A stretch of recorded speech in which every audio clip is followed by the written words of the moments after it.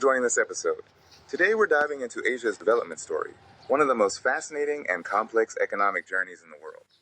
Yeah, it's pretty incredible when you think about it. Asia is home to about 60% of the world's population, over 4.7 billion people, and its economy is just as diverse. Right, you've got highly developed countries like Japan and South Korea, but also giants like China and India that are still growing fast, plus many developing nations. Together, Asia's GDP tops $40 trillion, making it the largest regional economy globally. And it's not just size. Asia's a global hub for manufacturing, trade, services, and technology innovation.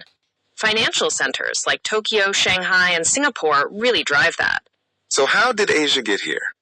Historically, most Asian economies were agrarian, relying heavily on farming with little industrial activity before the 20th century. And many countries were under colonial rule, which mostly focused on extracting resources rather than building local industries.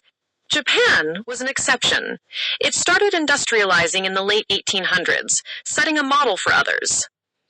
Plus, Asia was part of major trade routes like the Silk Road and the spice trade, but often as raw material suppliers rather than finished goods producers. Exactly. For a long time, income levels were low, infrastructure was limited, and literacy rates were poor. But then, in the mid-20th century, oil discoveries in the Middle East transformed Gulf economies. After World War II, countries like Japan, South Korea, and later China shifted gears, moving from agriculture to manufacturing and rapid industrial growth. That shift really set the stage for today's economic diversity. Asia includes advanced economies like Japan and Singapore, but also developing countries like Nepal and Bangladesh.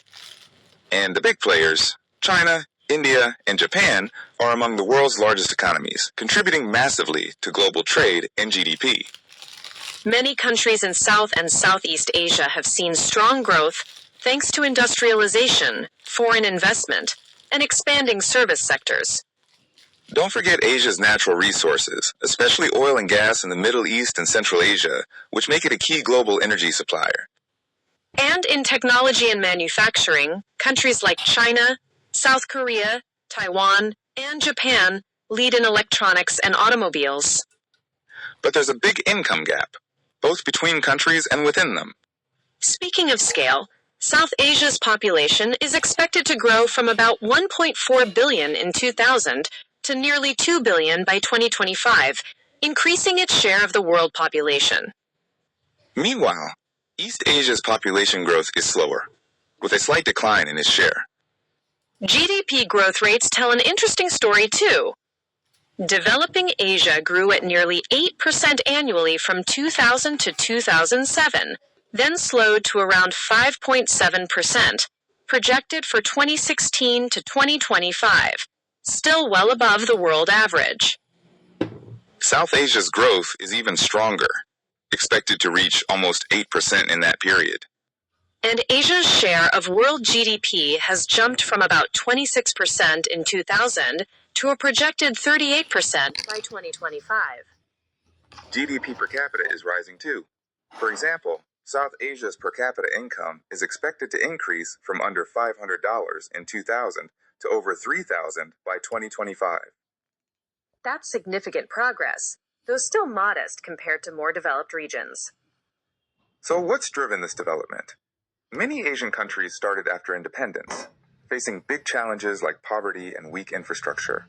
Countries like Japan, South Korea, Singapore, and China pushed industrialization through policies supporting technology transfer and education reforms.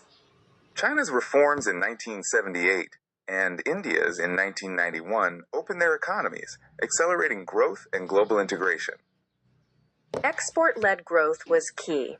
Focusing on producing goods for export helped fuel rapid industrialization. Meanwhile, Middle Eastern countries used oil wealth to build infrastructure and welfare programs. Human development improved too. Literacy, life expectancy, and healthcare access have all risen, though income inequality remains. Regional groups like ASEAN and SAARC have promoted trade and cooperation, which helps development. But challenges remain. Asia's cultural and linguistic diversity sometimes leads to conflicts and local competition rather than global cooperation. Infrastructure and logistics are still inadequate in many places, limiting growth potential. Intellectual property issues and weak regulations pose problems for innovation and fair business. Urbanization offers opportunities, but also strains resources and creates inequality.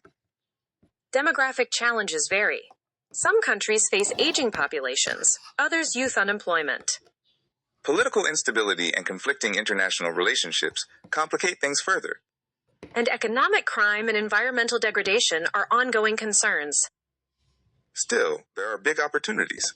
Free trade agreements open markets and encourage investment.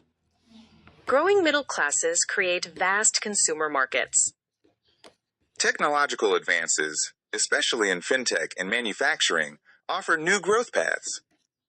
Plus, Asia's vast natural and human resources provide a strong foundation.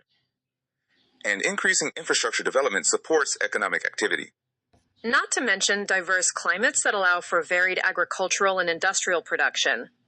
So to wrap up, Asia's development story is one of remarkable growth and diversity, shaped by history, resources, and innovation. But it's also a story of ongoing challenges, economic, social, and political, that require careful navigation. Exactly. And with its vast potential, Asia will continue to play a central role in the world economy for decades to come. Yeah, it's a dynamic and complex picture. Definitely worth keeping an eye on. Absolutely. Thanks for listening.